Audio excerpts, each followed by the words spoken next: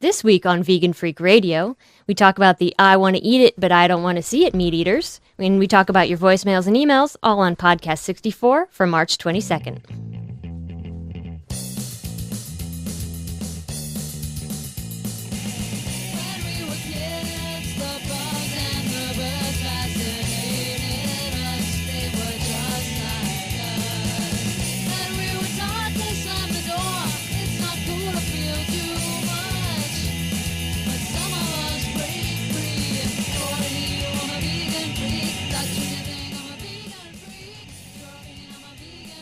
Coming to you from high atop their elite fortress of moral superiority, here are your protein-deficient hosts, Bob and Jenna. Hey everybody, how you doing? Hello. And that's our announcer. Yes, we have some new sounds I think you're going to like. Maybe you'll like them, I don't know. Maybe they're... I think everybody will like them. I like them, I think they're great. We have some really good new sounds. So, believe it or not, we're here. I mean, you don't know, but we know. We've been trying for the last 45 minutes. Hour. To start the show. Yeah. And we've started like 3 times now, 4 times at least. At least 4 times. Yes. So. Various things going wrong. Yeah. Various problems. Issues with our network. Issues with me having things on the wrong channels. Issues with volume. Basically, issues with the dogs. Mm-hmm. What else? The power could go out and it hasn't yet. It has not. Let's hope it doesn't. And we don't even know if we can get the show up because our server's down. Well, anyway, but here's the thing. You don't tune into Vegan Freak Radio to hear about our problems, not unless they're related to veganism. You tune into Vegan Freak Radio to hear about veganism, animal rights, why welfareism sucks. I don't know, what else? Occasionally your taint. My taint, every so often, is discussed. Other kinds of really hard... everybody knows what a taint is, right? We've talked about this before, so... Okay, good. Some people don't know. I mean, we had these friends who didn't know what a taint was. That's true. I had to explain to them that it was the dirtiest inch on your body. Well, it's often called that. I don't know if it really is the dirtiest inch. Let's hope not. You got to clean it once in a while. I clean my taint all the time. Good. In the shower. Good. Yeah. And I shower pretty often. You know, I'm not like a stinky hippie. Yeah, we're not a dirty, stinky hippie. Yeah. Anyway, wow. I can't believe we're doing the show. I'm shocked that we're recording. All right, Everything we made works. it past the 2-minute mark. We're good to go. This is the first time. We've been trying. So, like Jenna said, we have a lot. Well, we don't have a lot to do on today's show. I just feel like I've run a marathon today. I mean, really, it's ridiculous. Anyway, enough about whining about the show. We actually have a very nice setup here. It's just every so often... the universe seems to conspire. Mm-hmm. It's like a spinning beach ball of death for a while. Things won't copy. The network goes down. It just, Windows is being evil, as usual. This is no surprise to me. Me either, but your Mac was being equally shitty. I know. So I was upset. It's because you have bad Mac karma on my computer because you yell at it. Your computer... It's the right... I don't know why you don't turn on the right click on your trackpad. As I explained to you before, it's because I usually use my big keyboard. Okay, well, yeah, whatever. Let's move on here and talk about some really interesting things rather than us arguing about computers. Yes. All right, so go ahead. Yeah, we have 2 articles from the New York Times. Oh, so what, are we only reading the New York Times these days? Apparently, yeah. Well, no, it's just these... Just I happened to catch my eye the other day. They're not necessarily vegan related, but they were both in the food section. So, you know, as we always find interesting and gross things in the New York Times food section. This is true. We have one article about rodents, and we have another article about Hispanic groceries. Do you want to start with you? Sure. Okay. It says tortillas like mama, but this is no bodega. Okay. You're not going to find Swanson frozen dinners at Rancho Liborio, a shiny new 49,000 square foot supermarket in this Denver suburb. But you will find the fried plantains called maduros and giant Peruvian kernels of corn. In the produce section, $1 will buy you 3 avocados. The tilapia are sold live. Stacks of fresh tortillas made from 600 pounds of corn ground in the store daily are always warm. That sounds good. That does sound good, actually. And maybe, if the local political winds shift, shoppers might one day be able to buy a chicken that was slaughtered and plucked on site a few hours earlier. Not vegan. Well, it's not. With its bright, wide aisles, agua fresca bar, and an expansive selection of hot food like carnitas and even pizza, Rancho Liborio wants to be the go-to store for second and third generation shoppers who are attracted to markets like Whole Foods and Trader Joe's, but want to cook and shop in a store that feels like home. So like for me, basically, right? Right. So what else is here? Okay. And it goes on to talk about like, what the store is like and how it caters to all people from all different Latino backgrounds because they all have different, foods that they typically use. And it sounds like they have a nice stock of beans. They have all kinds of different kinds of beans. I like beans because I'm a beaner. Yeah. I can get into the beans. Okay. When the chain started its expansion to Colorado, the owners had hoped that a polleria would be the star attraction. Live chickens would be shipped in every morning and then slaughtered and processed by noon. Oh man, where's my not? Not vegan. I actually like this effect. I don't know when I'm going to be able to use it, but this one's very good. Eat me. Oh, I'm sure we'll have use for that one. Actually, I think there's an email where I need to use that one. Anyway, okay, live chickens be shipped in every morning, then slaughtered and processed by noon. But the polleria, which has met the Federal Agriculture Department's guidelines, sits unused at the Commerce City store, the first in the chain to open in Colorado because the idea of chicken slaughtering didn't go over with some city officials and residents. You'd think we were planning to kill people, Jack Rosenthal said. The company ran into a similar problem when it began plans to open a store with a polleria in Greeley, Colorado. In Greeley, of all places? Isn't that the place that's talked about in Fast Food Nation? Exactly. It's either slaughterhouse or meat packing plants that they have there. I can't remember which. I think it's slaughterhouses. Yeah. Both, or maybe, I don't know. At any rate, it's a big in the meat industry. Right, I don't remember. Greeley. I read Fast Food Nation a couple years ago. Anyway, the company ran into a similar problem when it began plans to open a store with a polleria in Greeley. Both chicken slaughtering and the chain's bilingual signs tapped a vein of anti-Latino sentiment. The public outcry grew so intense that the company scratched the polleria. The local newspaper, the Tribune, ran an editorial in July welcoming the market and condemning what the editorial board viewed as a vilification of Mexican immigrants. If this were any other market, people would welcome it with open arms and maybe wander through the aisles to find some new foods to try at the dinner table, the editorialist wrote. And I think that's interesting because, first off, it's interesting for two reasons. Is like, people, A, don't like the Mexicans and don't want them around, number one. But, or two, or B. Yeah, apparently not even upscale stores. Not even upscale Mexicans, right? Right. So, and also the whole idea of like, why would they be, if they eat chicken, what's the objection? It's like, you eat chicken, it's slaughtered.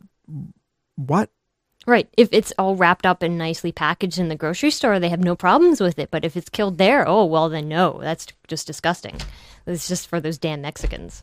You know? It's like...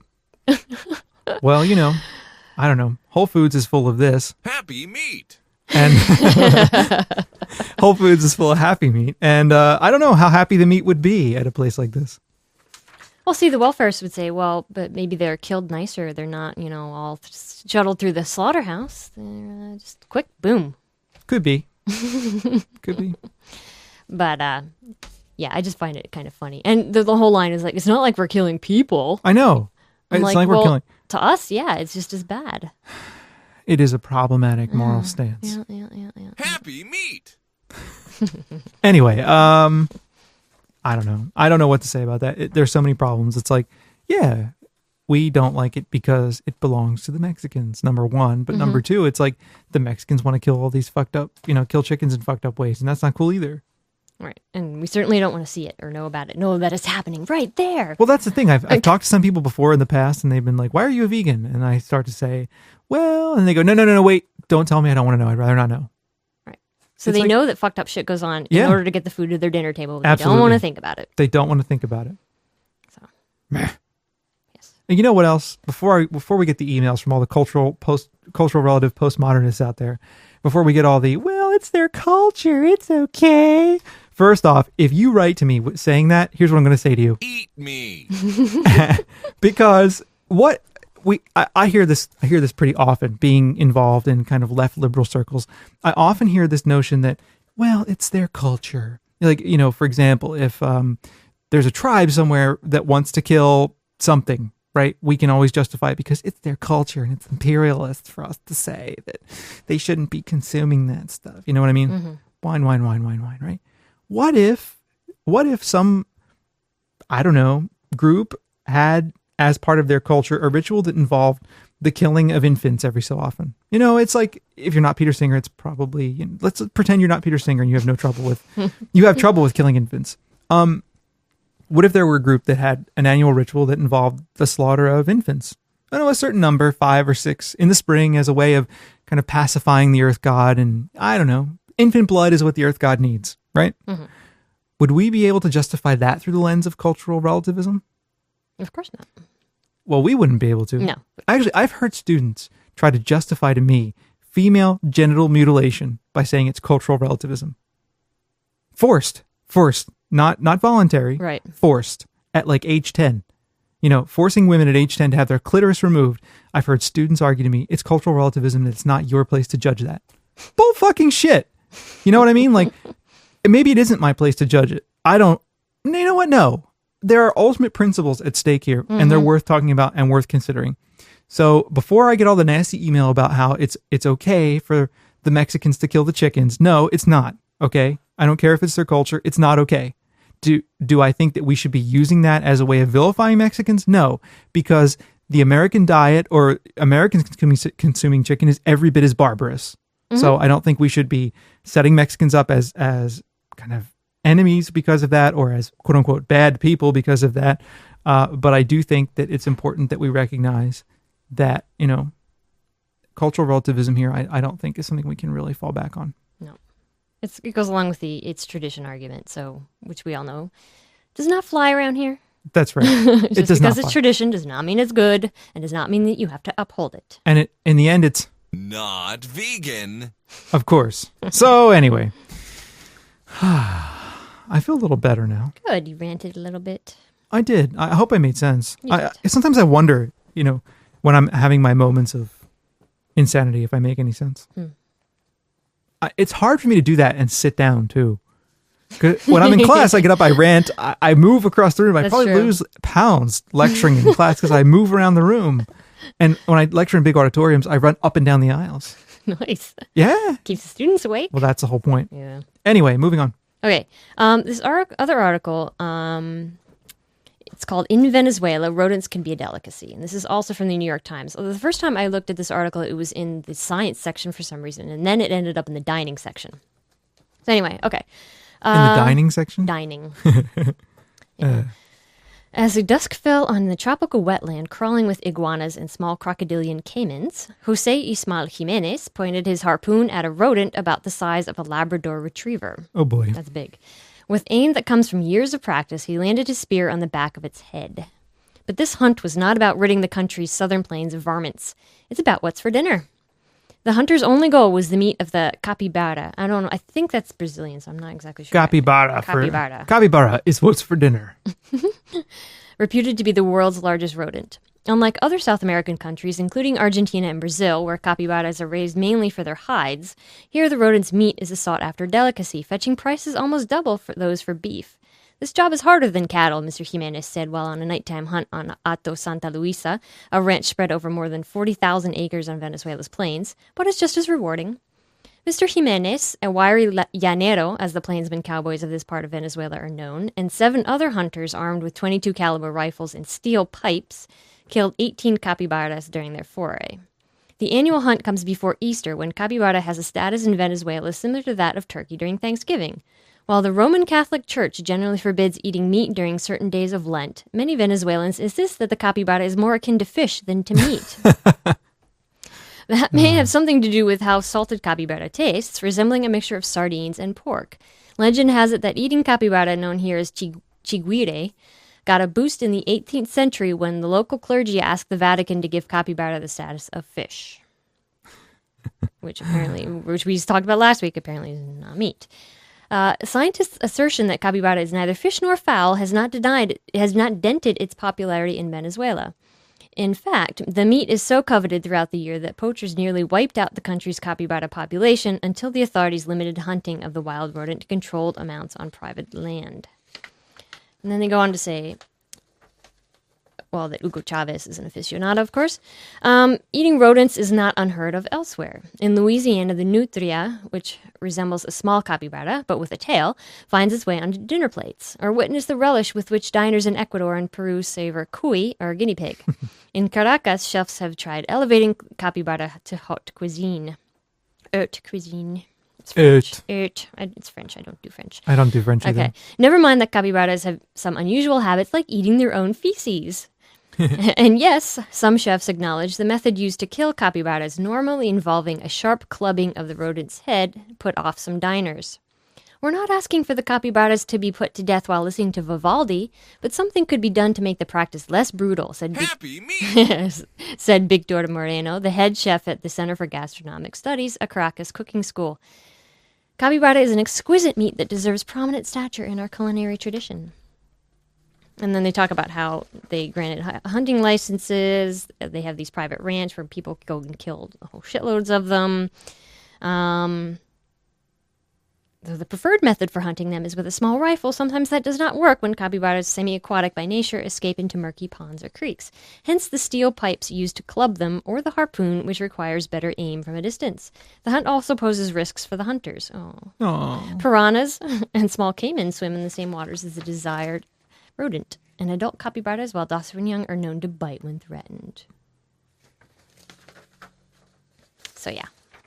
Again, we don't want to, kill them in mean ways, but we still want to kill them and eat them. Yeah. Well, what do you think?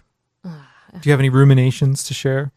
No, it's just that, this article is fun, I think of interest in the New York Times because it talks about eating rodents, which to us is so foreign. Right. Again, in the whole thing we talked about a couple weeks ago when people don't want to eat horse or dog or cat, because that's just weird, even though they have no problem eating cows and chickens and, some animals are more equal than others. Of course. So, of course, to us, eating rodents is just weird. Those third world people do Exactly. And it's just exotic.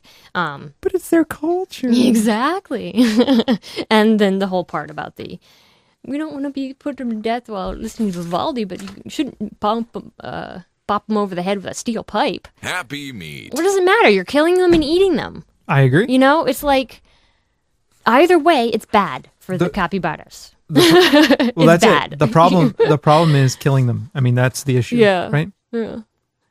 What else? So, and then they're hunting them, and they're in huge numbers.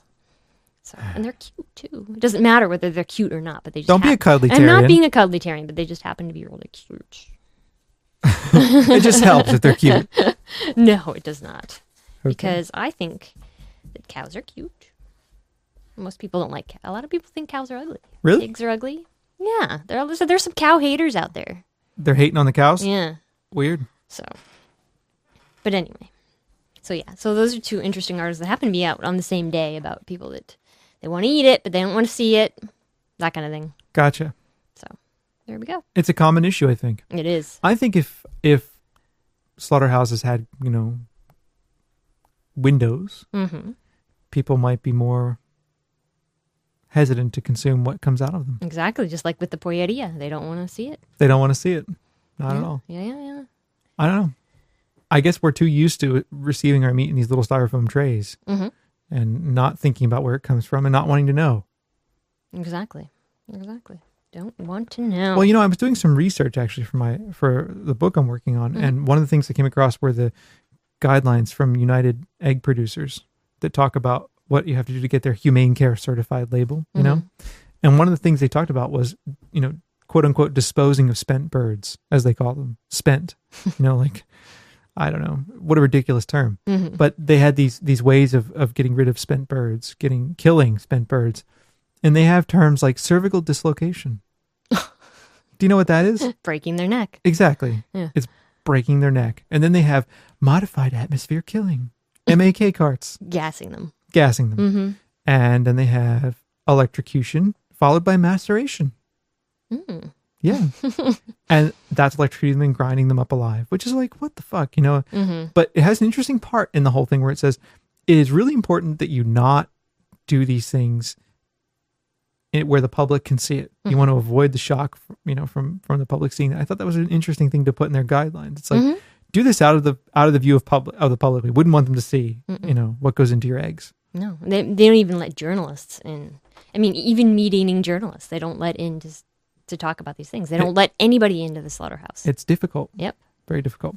So anyway, I think we need to, I think that's why it's important for us as vegans to remind people. I mean, not to be gory about it all the time, but I think selectively to remind people where their food comes from. And I think that by being vegan, we give people that moment of pause. We do. Perhaps. We do. We remind them that they're eating a dead animal. I think that's what we do if we do it well. Mm-hmm. So anyway, let's move on. Okay. This is going to be a quick show. Yep. Because, I don't know. I had a lot of energy earlier, and then I blew it trying to solve problems, and now I'm just kind of like, meh. Oh, well, let's listen to some voicemails. Okay. Can I play this sound again, though? Eat me. I really like that. Sure. All right. So let's play some voicemail. Hi, Bob and Jenna. This is Alex from Chicago. Me and my boyfriend, Matt, were just watching the 700 Club for shits and giggles. And this jackass just fucking said that people aren't eating the right amount of fruits and vegetables because they have to be cooked to a certain degree to kill bacteria. What? What the hell? I fucking hate these people. You guys rock. Have a really good day. Okay, bye. Thanks, Alex. A jackass on the 700 Club? I don't believe it. You know, I was watching one day. For everybody out there, you need to know a little something about Jenna and I. I'm not allowed to watch when she's around Fox News, the 700 Club, anything even remotely right-wing or Christian. Right? Right. Why? Because it drives me nuts. It drives you batty. It makes my blood pressure soar. See, I watch it and it makes me laugh mostly. But anyway, one day when we were in a hotel, and you know, I'll say this also. I'm able to program our television, and I've removed all those channels from our TV. So if you're surfing through the TV, there is no Fox News, there is no Christian broadcasting, there is no PAX, there is no right. Unless you know the number and you punch it in directly. If you punch it in directly, yes. But as you go through, even if you look at the guide on the television, those are all missing from the guide, from the on-screen guide. ESPN's gone. Basically everything that I don't like and you don't like we've gotten rid of. Mm-hmm. So anyway, once we were in a hotel, and usually in the hotels we watch the worst television. Jenna was in the shower and I'm flipping through the channels and I come across the 700 Club and there's this whole segment on about this guy who literally believed that he was possessed by demons. Like he believed that the demons were possessing him, you know, and that his life was just going in such a bad direction because he was possessed by demons and the demons were trying to get into his life and to influence him. And then he accepted Jesus and the demons left his life. He said, demons out, I want you out of my life. And they left his life and he was like, great. So the whole point was accept Jesus and get rid of the demons and everything will be great. Okay. And I was like watching this on television thinking, this guy literally believes in the existence of demons. Mm-hmm. Number one. I mean, it's bad enough that he literally believes in the existence of some great being up in the sky who gives a shit about him. You know what I mean? Like, this is what I don't understand. I'm just going to say this. And if I offend you, that's the way life is. I think this Christian fundamentalist stuff that's going on out there, some of it is extremely self-centered. It's like this personal God shit. Like, ooh, God loves me. And you know, I think if there were a God, and not that I even think that there is, but if there were a God, would God give a shit about you? God doesn't care. Like, I would think that God would be like, I'm running the universe. Who gives a shit? It seems clear to me that God does not give. If there were a God, that he would or she would not care. I mean, if he or she cared, would we have all of the horrible things in the world? Anyway, I'm not going to go further. I'm just going to say, I couldn't believe that this guy was on television actually thinking that demons existed, right? It's bad enough to think that God exists and then to believe that demons exist as well. Mm-hmm. It's like, what the fuck? So the 700 Club, to get back to the point of the original email, it's absurdity. Yeah. But fun. Yeah. I watch it and I actually Why the hell were they talking about cooking vegetables anyway? I don't know. I mean, okay. Yes, what you said was absurd because, hello, you have to cook meat to a certain degree to kill anything that's in it. Hello? I know. Yeah. Well, I don't know. You know, they're tied into all kinds of right-wing industries. And sure. I'm sure they're tied into the meat industry in some way or another, too. It wouldn't surprise me in the least. Right. Tobacco, all that kind of shit. I mean, tobacco runs half the food companies anyway. Yeah, they do, actually. So, you know, to see Pat on there, or whoever it would have been saying that shit. I mean, you know, you remember what Pat said after 9/11, right? Oh, yeah. That it was the abortionists and the pagans and the lesbians and the Wiccans who caused 9/11, all those who have rejected God from public life. You know, whatever. All right, another one. Hey, vegan freaks. Bryce Almighty from the forums here. First time calling. Unfortunately, it's a rant, as I am one livid, pissed vegan with a tummy ache. And I have a tummy ache because I ate a little bit of dairy this evening. which blows. I went to the campus food buffet here at school in Olympia, Washington, and went to the vegan-vegetarian bar to find a Chipotle Alfredo and pasta. And I said, great, there's no vegan pasta sauce. So I look up at the signage that usually tells you if it's vegan or vegetarian, and it has a list of ingredients, and it was listed vegan. It was a vegan Alfredo. So I start, kind of stirring in it, but my vegan senses are going off, and I asked to speak with one of the chefs. And they tell me, oh, no, it's soy milk. It's definitely vegan. So, I get some salad and a little bit of pasta, and I go sit down with it, eat a bite, and hey, it's really good. That's excellent. And I eat some salad, I eat a few more bites of pasta. My stomach starts to hurt a little bit. And it's definitely not a fucking good sign.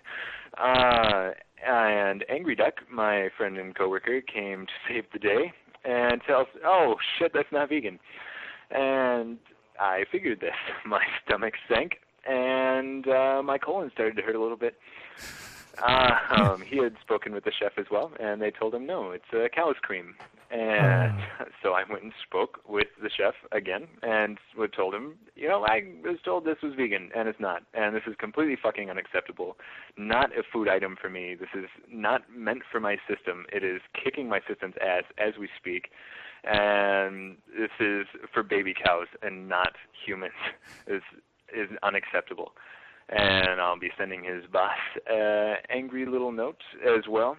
But yeah, I thought I would just share how pissed I was, kind of try and get that off my chest. Thanks for listening, freaks. Catch you later. That is frustrating. It is. It's amazingly frustrating. But at least good that, it's bad that it happened. It's horrible that it happened, but good that you stood up for it. Absolutely. That you made a stink about it and to make people realize this shit's not okay. You should have eaten it. Peter Singer would have. Not vegan. Well, it's not. No.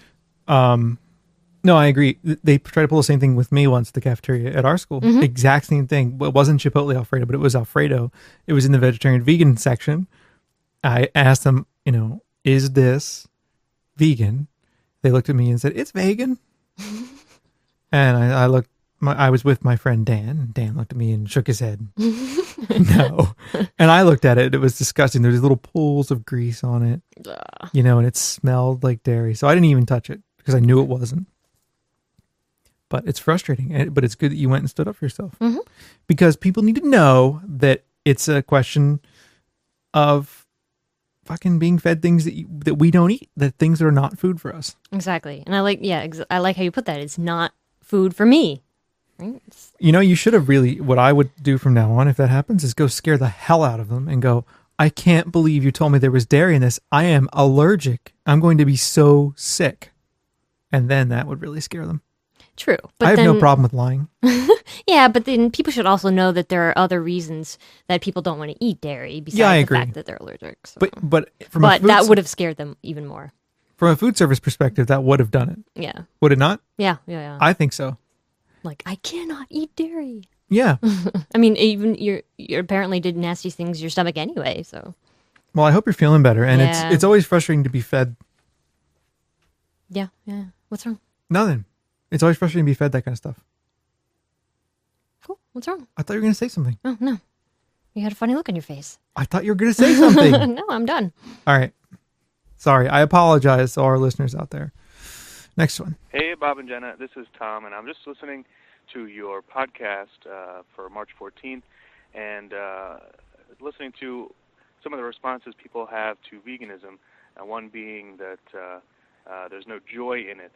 Well, I just recently became vegan because of you guys, and my coworker said, I just don't understand the joy in it. Where do you get your joy from? And I said, well, initially, my joy comes from knowing that I am peacefully eating non-violently gotten food, all right? So that's that. Love the podcast. Talk to you guys later. Thanks a lot. Bye. Congratulations on going vegan. Yes. That's awesome. That is awesome. And that was a very nice, succinct answer. I agree. Mm-hmm. And I feel the same way. Yeah. To me, eating this way and living this way is unquestionably joyful because I recognize that I'm living by the principles that I think are important to me. Yeah. And I can look at animals and not feel guilty.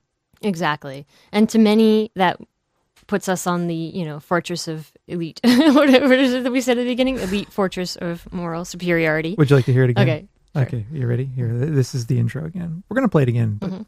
Coming to you from high atop their elite fortress of moral superiority, here are your protein-deficient hosts, Bob and Jenna. There you go. So high atop our elite fortress of moral superiority. Yes. People have argued that. Yes, but they don't understand that this makes us happy. This is what we want to do. Absolutely. We're not doing it and to be miserable. No. And we're not miserable because we eat whatever we want. We don't want to eat meat or dairy or eggs. No, we don't. So we do still eat whatever we want. That's right. People always see it as a limitation, and it's not. But I like Tom's answer. It's a very good answer because it immediately gets someone thinking about why does it someone would go vegan. Right. So exactly, it's a non-violent way of eating, man. It is. You're not inflicting much violence on animals directly, at least for consuming what you're consuming. And I agree. I feel a lot better as a vegan. Yeah. I feel a lot more honest with myself and with my ethics. Okay. Next. Hey, Bob and Jenna. This is Jen. I'm new on the forums. I'm Drash23. Yes, my name rhymes with trash. I heard that you like drunken dial, so I thought I'd call. You don't sound drunk. Nice. This is a pretty clear drunk dial. Because I feel like I'm in some secret little club, and nobody else understands anything. Yep. I have found myself, I ripped a whole bunch of podcasts to CD, and I've been listening to them at work. And I find myself, like, randomly yelling, "Not vegan," at things for no reason, and then everyone stares at me and whatever. The other thing is today I was listening to, I don't think it was a music podcast, but it's around that time, so last summer sometime. And there was a song by some people that was about plants feeling pain, and they kept saying that V8 was genocide, and it was just perfect timing because I just had two coworkers give me the plants right line and how I shouldn't eat plants because they feel pain, something fucking stupid like that. Oh, and I shouldn't eat the plants. You should eat your coworkers. The animals eat, and I'm kind of a big girl, but dude, I'm not going to eat all their plants. So those are my two things. Oh, and I thought you'd appreciate this because it sounds like you kind of live where I live, but in New York, which is still cooler. I was driving on the freeway today, and I saw a Mercedes SUV, Mercedes, with the license plate. It was personalized, and it said Hillbilly. I'm not sure when they gave the hillbillies Mercedes, but what the fuck. I guess that's all for now. That was my drunken dial to you, and I'm going to bed now. I think that's one of our voicemail things and shut you off there. So, that is funny. That's great. Well, the plants have feelings, Elaine. God, I never tire of hearing that one. Oh yeah. That's actually one of my favorite ones because it's so easy to destroy that. It really is. It really is so simple. But I don't know. You should just tell your coworkers. Eat me. Yeah, because, tell them, people should eat each other because they argue we shouldn't eat plants because, plants have rights and you shouldn't eat plants because then what are the other animals going to eat? So you should just eat each other. Soylent Green is people. No. Yeah, I don't know. What? Yeah, it always boggles my mind when people come up with it. You're like, you really? Come on, really? That's exactly it. I mean, I've had students ask that question in class, and I will say to them, "Are you serious? Are you really serious? You really want to go there?" And they start laughing. And then, okay, fine, we'll go there. We'll go in the plants have pain. Plants can feel pain direction, And it's so easy to pull it apart. It's just like, you take a hot poker and you put it in a head of broccoli and the head of broccoli burns and nothing happens. You take a hot poker and you put it in on a pig and the pig squeals and runs away. What more do I need to do? Mm-hmm. But yes, indeed. Okay, so let's move on to emails. Okay. Was there something else you want to say about that? Nope, there isn't. For some reason, I thought we had one more voicemail, and we don't. I am just mistaken. So go ahead. 1, 2, 3, 4. Only 4. We got it. We did them all. Yeah, oh, okay. Yeah, okay, sorry. Just it's confused. Okay. It's okay. Okay. Today's show, I do not feel it. I don't feel like we're doing Well, we've had so many technical difficulties, and we already had to stop the podcast once because the dogs went berserk, so. Yeah. So I would just like to take this moment to apologize to everyone out there. As the co-host of Vegan Freak Radio, I feel as though we're not giving you the kind of entertainment that you expect from Vegan Freak Radio. And I hereby pledge to do better for you in the future. Okay, good. Okay. Well, next week's show is going to kick ass. Next week's show will indeed be very good. Yes. But this week's show, I'm just not, we're just having difficulties. We are. I apologize. Because, it's important to me to bring good vegan radio to the masses. It is. It is very important to me. We like to do that. And when I'm not doing it, I feel the pain deep inside of myself. It is as though one of my children, like I have children, right? It's like as though one of my children is failing in the world or something. I don't know. I feel like a forlorn parent. Oh. So anyway, enough of my whining. Let's move on to a funny email. Okay, you ready? Mm-hmm. This is from John. And John writes, I just started listening to you guys. Pretty cool show. I'm not vegan and I don't think I ever will be. Can I ask what your position is on abortion? I'm really interested in vegans, and I talk to a lot of people that say vegans have no problem at all with abortion, but won't eat meat. Can you also clear up another stereotype that I've been hearing? I've heard that most vegans are really into sexual freeness, for lack of a better term. I guess this means they are swingers and or bisexual. I'm being completely serious and want you two to discuss this on your show. By the way, I live in Pennsylvania. Okay, let's talk about my position on abortion. Well, my position on abortion is exactly the same as the position that Gary Francione talked about when he was asked this question several weeks ago. Yeah, so you should go back and listen to the interview with Gary Francione. I think that's the best answer. But I mean, I basically think that that it's not really even an issue that is relevant to the question of veganism. But just go back and listen to that. It's really much easier than me just explaining it again. Also, another stereotype I've been hearing, that most vegans are into sexual freeness, for lack of a better term. Well, I'm not a swinger. I'm not bisexual. Some people probably are. Mm-hmm. And there's certainly nothing wrong with that. Not at all. I don't know. He's being serious. This is different than the question we had about proctophilia, though. True. Remember, there was a guy who was like, "Where can I find girls who, vegan girls who like farting?" Like, I'm like, dude, hello, vegan girls farting? Yeah, of course. Vegan anybody farting? Yeah. Yeah. I'll try to answer the question seriously. Maybe because vegans in general tend to be people who are open-minded about things. They tend to be more thoughtful about the world around them. They tend to sometimes be more self-assertive and self-aware, perhaps. Mm-hmm. Perhaps for those reasons, you will find a greater representation of people who are more in touch with their sexuality. If that is indeed true. If that is indeed true. I mean, there are so many stereotypes of vegans, and apparently this is one of them I've never heard before, actually. Well, if you don't eat meat, you must be gay, right? Oh, right. And we're missing, meat in our lives, so we got to get meat other way, right? I heard that before, too. Okay. That was a good email about that before, too. It's like, do vegan girls like more meat? You get what I mean? Well, actually, if you want to have a good partner, a vegan is a good way to go, because our blood isn't clogged with so much cholesterol, and the men can actually get it up. That's right. Men can very easily get it up. Veganism is nature's Viagra. It is. So, no blood circulation problems. No blood circulation problems, very low cholesterol in general if you eat well. If you eat well. And you can get it up more easily. So perhaps, I don't know, maybe vegans I'm sure have better sex. I would think. I would hope they have so. more energy. I would hope so. Maybe we should do a veganism and sex show. We should. We really should. Yeah. We really should. We could have people call in and tell us about their... No, that wouldn't be good. Vegans are a horny bunch, though, in my experience. Oh, really? Just go on the forums. Oh, really? Oh, really? So, I don't know. Because they got a lot of energy, Are there more bisexuals? I don't know. Probably Are there not. more swingers? I don't know. Probably not. I mean, it may be that people tend to be more in touch with the various aspects of themselves and willing to acknowledge these things and go with it. But, is there anything about veganism that makes you bisexual or that makes you a swinger? or that makes you gay, or that makes you straight, or that makes you transsexual or transgender or any of those things? No. No, I don't think so. Or into girls that are farting? I don't think so.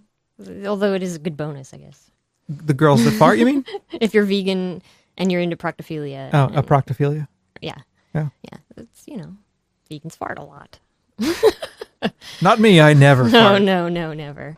And when I do, it smells just like roses. Actually, I think my farts smell like freesias. Those are my favorite flowers. Not in my experience, they don't. It goes both ways there, honey. Yeah, all right, go. Okay, this one's from Sean. Okay, so here goes. I am 21 years old. I'm a sociology student at a college in West Virginia and a vegan. I get harassed constantly about it. I get called gay, I get picked on, and basically have a hard time every day. When I'm home for the summer, I work at a grocery store and I carry out groceries for people, so obviously the issue of food comes up. Whenever I tell them that I am vegan, I get ridiculed yet again. I'm not willing to change my beliefs. Well, good. Of course not. But this is really starting to take a toll on me emotionally. I listened to your podcast about Pennsylvania, and that sounds friendly compared to West Virginia. Maybe the solution would be to move? If anyone can help, it'd be you guys. I would appreciate any help. I think you should just tell them this. Eat me. No, I think seriously, moving probably isn't a probably bad not idea. a bad idea. I've heard West Virginia is a really difficult place to be. I've heard from other people who live in West Virginia. I don't know. I can't comment on that. But if I think if it's in passing, like if someone you're carrying groceries out to their car and they start talking about this kind of stuff, I don't know. I mean, maybe the I wouldn't normally advise this, but I think maybe the easiest thing to do is to just not let it come up. Yeah. Exactly. But if it's coworkers, friends, family, all that, giving you a bunch of shit, that's tough. Mm-hmm. It's really tough. And it can take a toll on you emotionally. It but can. I think it's important for you to remember that there are other people out there in the world like you. That's right. Lots of them. And they're out there on the forums. They're out there listening to our podcast. They're out there. We are here to talk to you because you can't have this in your life in person. True. So there are plenty of other people that agree with you. So hopefully that'll make you feel a little better. I hope so. But if, I think if you can move, you should. Yeah. I hate to say that, but if you live somewhere where it's really difficult to be a vegan, I don't know that it, it's impossible to be a vegan. Clearly it's not, because he is. Mm-hmm. But if you live somewhere where it's really difficult to be a vegan and you feel always like you're being put upon and it's an important part of your life, I think it's worth thinking about living somewhere where you can make it a better part of your life and not have to worry about it and be constantly having to deal with this abuse. Yeah. And remember that you shouldn't always base how you feel on what other people think of you. I mean, I spent a large portion of my life worrying about what other people thought of me. And then eventually I decided, fuck it. Yeah. You know what? I didn't come to this conclusion overnight. It took some time. I noticed. And I still occasionally have bouts of it. But lately, or more often, I just don't care. And that's why you got a half-sleeve tattoo the other day. Yeah, I did. a big fucking tattoo. Big tattoo. A beautiful tattoo, Thank though. You. So yeah. So I think the less you care about what other people think of you is the better. I don't know. But that doesn't always work, I know. No, it's hard to say that. It is hard to do. And it's hard to do, but I think... It took me a long time to get there. It didn't take me... Well, you've been like that all the time. I was kind of born that way. I think it's a common trait in my family for some reason. Mm-hmm. My mother is convinced it's a common trait. But in any case... because you do have to live in these communities. And, exactly. So you can't be completely fuck you to everybody. But no. I do think that maybe it would help to... I know having to hear that stuff all the time is really frustrating, but to put it in perspective might be the best thing to do. To try to recognize that people are going to think it's weird where you live, and to just look at it like, this is what I got to put up with if I'm going to live here. Yep. And to have to try to deal with it. Yep. You got to remember, you're completely new and foreign to these people. That's right. You just say, "Yep, I'm vegan," and yep, you're going to get the ridicule, and just smile. I guess that's the only short of moving. I mean, I wouldn't want to. I don't like to recommend that people like uproot their life, but he recommended. He's like, "Should I move?" And maybe if you have the means to do it. Maybe it's not such a bad idea. Yeah. If you could live somewhere where you might find more acceptance of your values, and not only in terms of veganism, but also in terms of the rest of your life, because people who are vegan tend to be more kind of lefty and into alternative culture, and into swinging and bisexuality. Yeah. And there are places that apparently. I never heard that, but yeah, whatever. And there are places that aren't cities too that are more vegan friendly. That's true. So. That's true. So I don't know. Do we have another email? We do. It's short. Do it. All right. This one's from Molly. She says, "Hey, just an FYI, Jews don't think fish is meat either. For some reason, chickens and cows are considered meat, but fish are considered neither meat nor milk. What's up with that? My family's kosher, so I grew up on these rules. Now I think it's ridiculous." I don't know. I guess it's land animal versus sea animal is the whole. I don't know. But Jews don't eat shellfish, right? Shellfish is not kosher, right?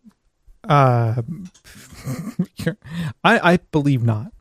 I don't know the rules. So You're asking the wrong guy here. I think so why pretty is sure shellfish bad, but fish isn't? Shellfish is out. Well, shellfish being out of the question is a sensible idea if you're a desert people wandering around the desert. It's like, if you do happen to get access to shellfish and it's 4,000 or 5,000 years ago, you probably don't want to eat it.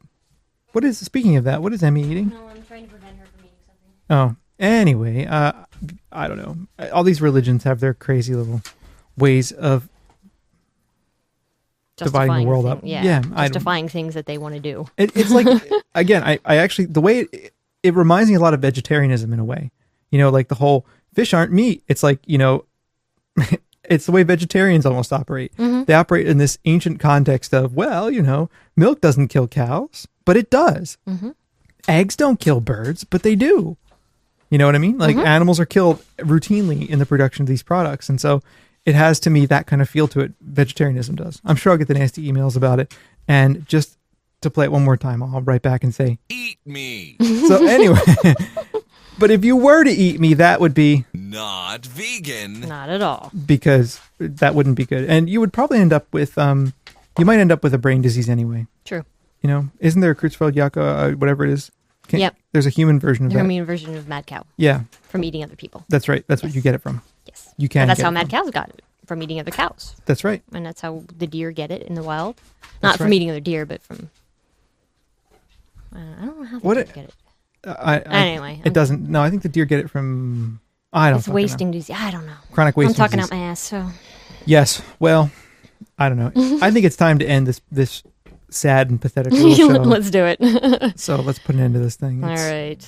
It's just sad. We promise next week will be better. Next week is going to be our big Bonanza health show. Yeah, next week's a health show, and a week after that we're going to have Sarah Kramer. Yay. And if we can, we're going to try to have Drina on next week too. Yeah.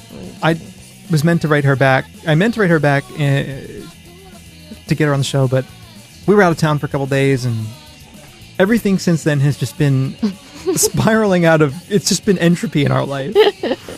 I don't know why. Who knows? I don't know why. But anyway, so we'll be better.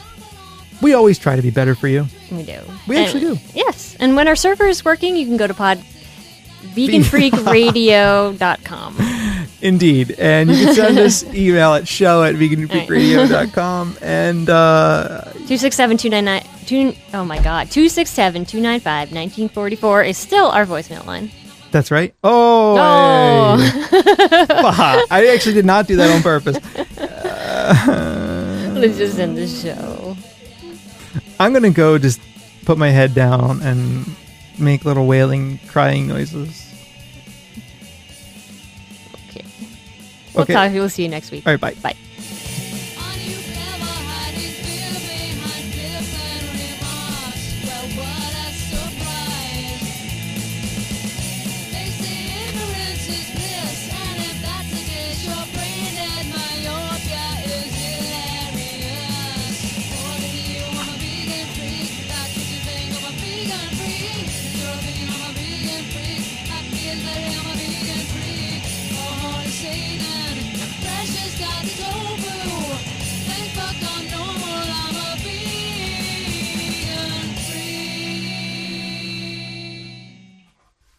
Happy meat.